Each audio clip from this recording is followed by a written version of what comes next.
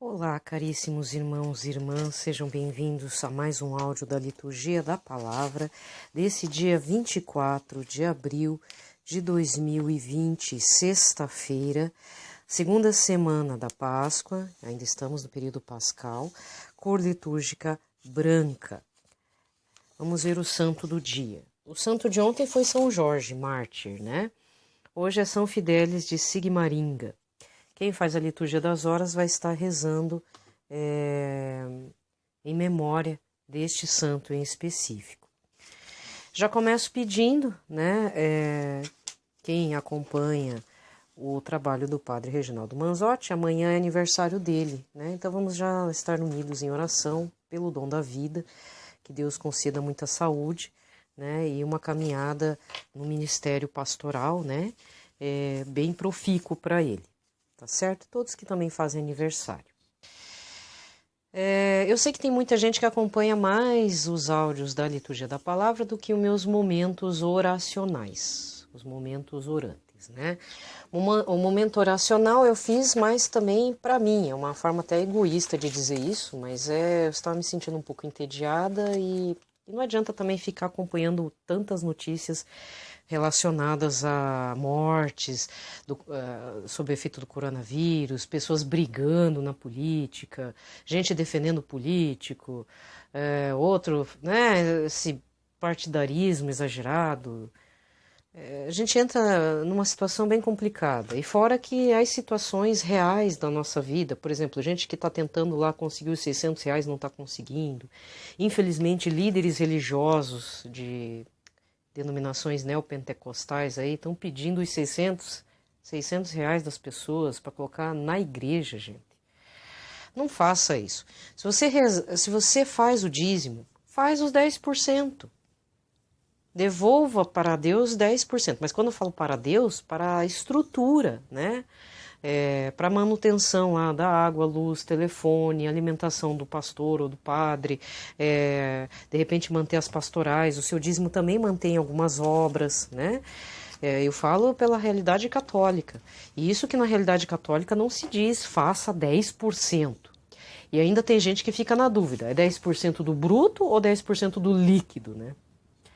Até eu vou responder essa parte assim, mas é um testemunho meu, não estou dizendo que você tem que fazer desse jeito. Mas se você quer fazer os 10%, faça pelo líquido. Mas se você quer consagrar os impostos também, faz pelo bruto. De qualquer forma, você está devolvendo um valor, né, para as obras do Senhor, para a manutenção do templo. No caso, o templo que eu falo são as igrejas católicas que têm Senhor Jesus sacramentado lá protegido e escondido e desejoso de receber nossa visita e que quer ser adorado. Esse é o mistério da nossa fé. O Senhor Jesus não está lá como um móvel velho, né? Por favor. Ainda mais nessa época que a gente não está podendo fazer sacramento, receber o sacramento da comunhão. Entende? Então essas coisas deprimem a gente. Às vezes a pessoa não consegue o benefício. Tem filas lá na Caixa Econômica que eu vi. Eu moro aqui próximo de eu tenho que passar aqui perto de uma agência da Caixa. Nossa, gente, é muita fila, é muita aglomeração, né? Então, e fora que as pessoas não estão respeitando mais, acha que é lenda urbana esse coronavírus. Para algumas deve ser, porque são assintomáticos, né? Eles podem até pegar e não vai desenvolver nada, mas são transmissores, aí que tá. Outra coisa que eu gostaria de deixar também, eu já estou batendo sempre aqui nos áudios do Momento Orante, colocando em oração, nessas intenções. Se você reza, não importa se é o Terço Mariano, o Terço da Misericórdia, não sei qual devoção que você faz, eu espero que esteja fazendo, que isso seja um estímulo, né? Esse momento de pandemia. Reze pelas pessoas que se foram curadas pelo coronavírus, mas vamos rezar para que elas não tenham ou sequelas, né? Às vezes perde uma parte da capacidade do pulmão, vamos supor, mas que elas não desenvolvam outras síndromes ou outras doenças associadas em decorrência de ter pego o coronavírus. Porque às vezes escapa do coronavírus, mas de repente desenvolve uma síndrome de Guillain-Barré.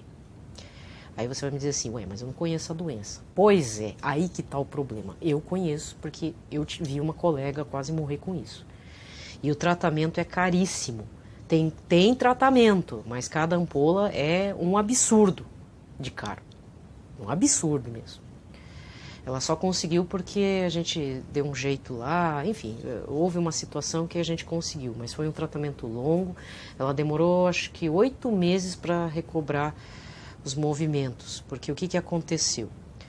Teve um surto de alguma coisa, uma virose, uma bactéria aqui em Curitiba, lá por volta de 2007 para 2008, uma coisa assim, nessa faixa de tempo, 2006, 2007.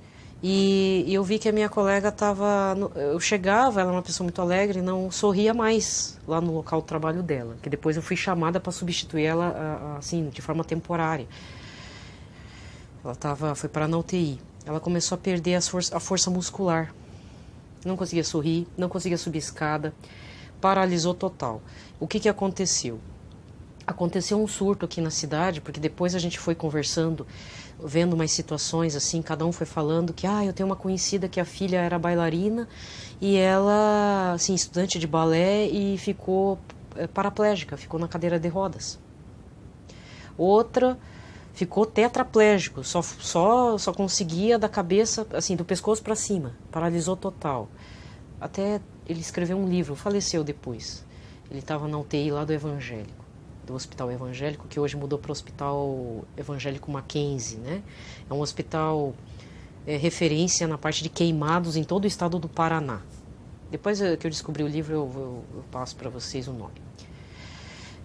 Aí, o que aconteceu? Muitas pessoas relatando. Até tinha um colega nosso da mesma equipe lá, dessa minha colega, que ficou paralisado. Ele não conseguia fechar um dos olhos, a pálpebra esquerda. Ficou esquisito. Mas ele depois recuperou. Ficou estranho. Eu falei, não sei, eu não consigo fechar o olho, né?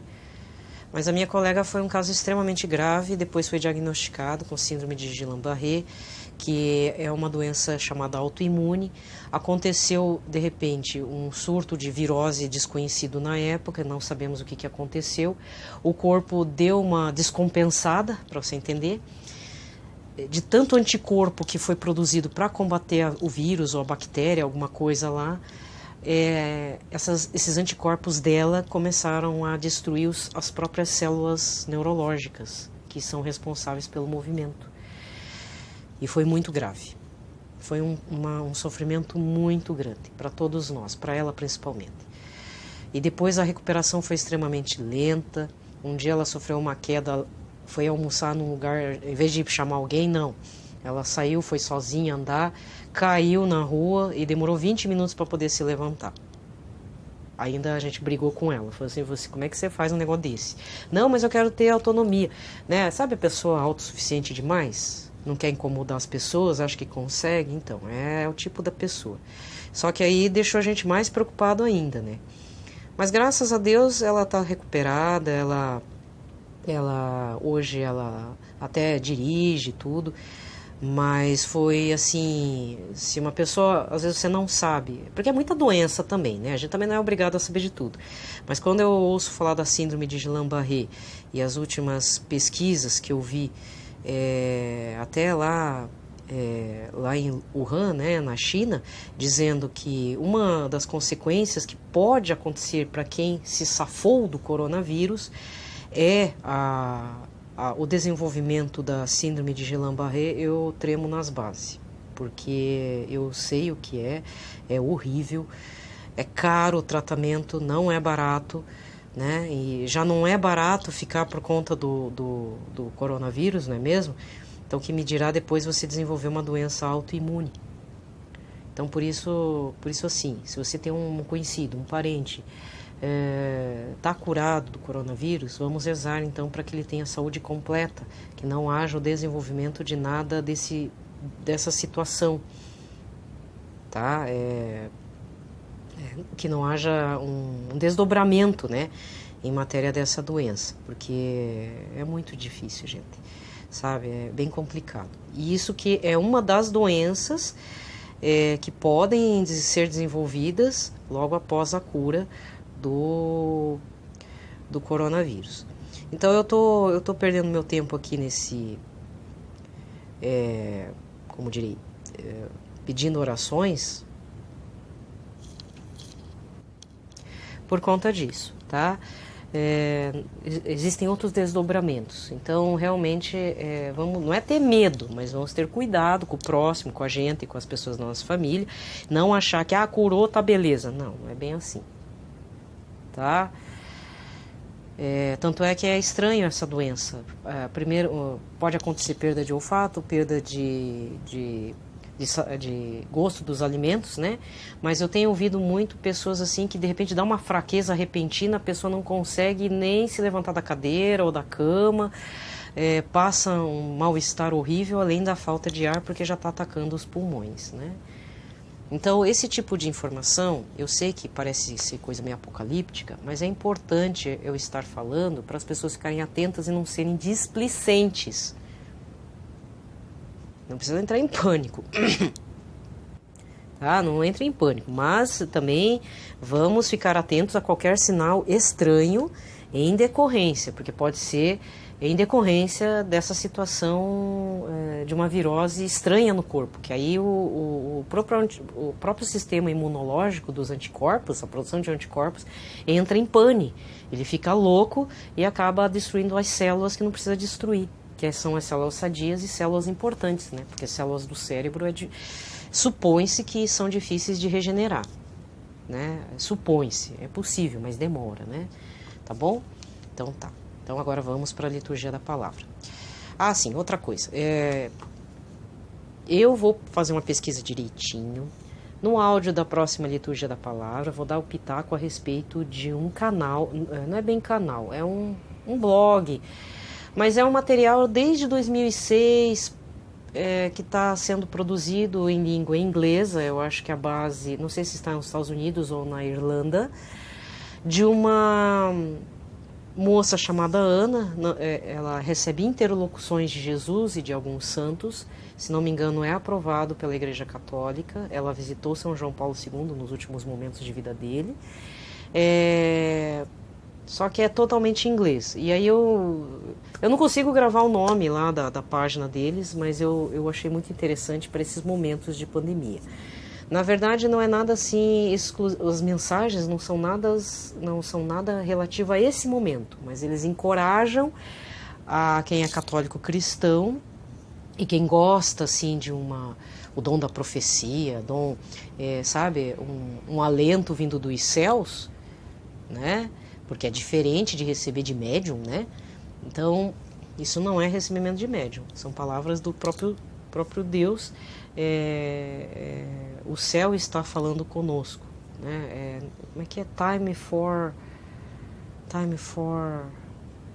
é alguma coisa com time, alguma coisa, mas eu vou descobrir certinho. Eu já tenho 2 dias já que eu tô patinando, que eu deveria falar, e tá surgindo outros assuntos aqui no pitacão antes da liturgia, tá? Então eu acredito que até amanhã eu esteja gravando indicando esse site em inglês, se você lê inglês, né? Mas qualquer coisa, esse material também está na playlist em português de Portugal, em forma de áudio, do Padre Duarte de Souza Lara, que eu sempre recomendo. Então você chega aqui no canal do YouTube do Padre Duarte de Souza Lara, vai na playlist dele, não é nos vídeos dele, é na playlist dele, e tá lá, O Céu Quer Falar com Você. Tem o card do Menino Jesus do Sagrado Coração. É bem bonitinho até a imagem que ele colocou lá.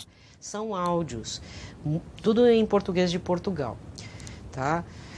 Mas o site original, ele é em inglês. Então você observe na descrição do vídeo lá, do áudio lá que ele colocou, que tem o site oficial. É muito importante para vocês. Eu tenho indicado também o Apelos Urgentes do Sr. Pedro Regis, lá de Nossa Senhora de Anguera, né?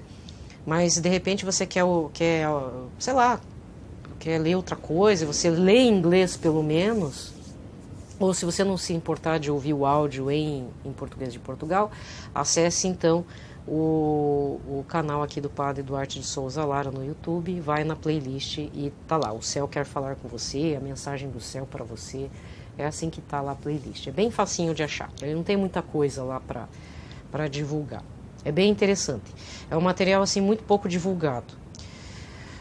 Há um tempo atrás também, na época que eu estava voltando para a Igreja Católica Apostólica Romana, eu me deparei com um material de uma outra interlocutora, uma outra moça, que recebia interlocuções de Jesus e Nossa Senhora, mas se não me engano é lá da Espanha.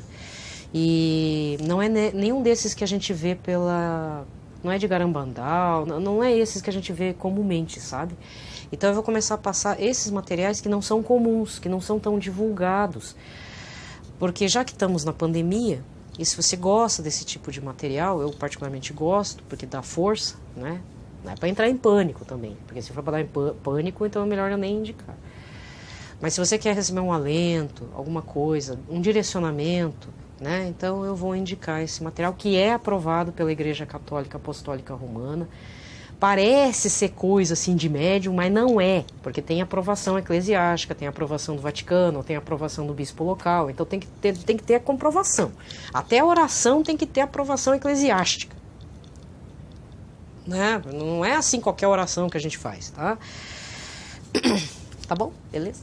Então tá, vamos lá. Liturgia da Palavra desta sexta-feira, dia 24. Em nome pelo sinal da Santa Cruz, livrai-nos Deus Nosso Senhor de todos os nossos inimigos. Em nome do Pai, do Filho e do Espírito Santo. Amém. A primeira leitura está em Atos dos Apóstolos, capítulo 5, versículos 34 e 42. Naqueles dias, um fariseu chamado Gamaliel levantou-se no sinédrio. Era mestre da lei e todo o povo o estimava. Gamaliel mandou que os acusados saíssem por um instante. Depois disse: Homens de Israel, vede bem o que estáis para fazer contra esses homens. Algum tempo atrás apareceu Teudas, que se fazia passar por uma pessoa importante, e a ele se juntaram cerca de 400 homens. Depois ele foi morto, e todos os que seguiam demandaram, e nada restou. Depois dele, no tempo do recenseamento, apareceu Judas, o Galileu, que arrastou o povo atrás de si. Contudo, também ele morreu, e todos os seus seguidores se dispersaram. Quanto ao que está acontecendo agora, dou-vos um conselho. Não vos preocupeis com esses homens e deixai-os ir embora, porque se este projeto ou esta atividade é de origem humana, será destruído. Mas, se vem de Deus, vós não conseguireis eliminá-los. Cuidado para não vos pordes em luta contra Deus. Os membros do Sinédrio aceitaram o parecer de Gamaliel.